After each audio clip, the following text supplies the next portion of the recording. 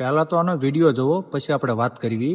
जो बनना है मैं वही बनूंगी, ये मेरी जिंदगी है, इसके फैसले मैं खुद लूंगी।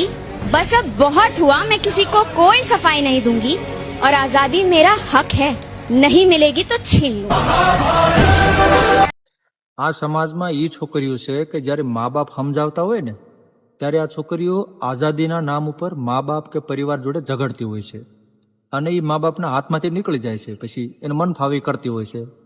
અને જ્યારે કોઈક એમને બહારનો છોકરો કે બહાર કોઈક એવું ભટકાય ને કે એવું કંઈક એને આંખો ખુલી જાય ને પછી એને ખબર પડે, અને પછી બીજું તો કોઈને સહારો ન આપે, એના મા બાપ સિવાયનો સહારો કોઈ ન બને, એ હું કહું છું। અને જે છોકરી હાથમાંથી નીકળી ગઈ હોય ને પરિવાર જોડે ઝઘડા કરીને મતલબ જેમ એને ફાવવું હોય ને જેમ એમ કરવું હોય ને એ છોકરીને હું કહું છું પરિવારને પછી એક્સેપ્ટ ન કરાય, જવા જ દેવાય। અરે એક છોકરી ઓછી જન્મી હતી એવું સમજી લેવાનું હોય, કારણ કે આવી છોકરી હોય ને એ મા બાપ માટે કલંક જ હોય છે। અને આ છોકરીનો જે વિડીયો છે ને એ બિલકુલ એક એની ઉપર મતલબ એ ટાઈપનો હોય કે છોકરી છોડ દેવાય આને, પછી મા બાપ પાસે ભીખ માંગે, મને બચાવી લો, લઈ જાઓ, આમ કરો તેમ કરો, પણ આમને કાંઈ ન કરાય, છોડ દેવાય। પછી જે આમનું જે થવું હોય ને એ થવા દેવાય। ઇજ્જત આબરૂના ધજાગરા કરીને જે દીકરી જાય ને એને પછી પાછી લેવાની જ ન હોય ઘરમાં। કમેન્ટમાં જવાબ આપજો શું કરવું જોઈએ આવી દીકરીઓનું।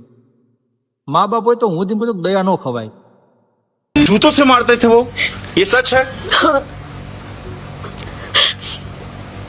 आपको जूतों से मारा जाता था? मनी मिला आपको जूतों से मारते थे? नोचते थे, चार्जर के तार से गला दबाते थे, गला घोटते थे। मैंने सब कुछ आज तक छुपा के रखा था।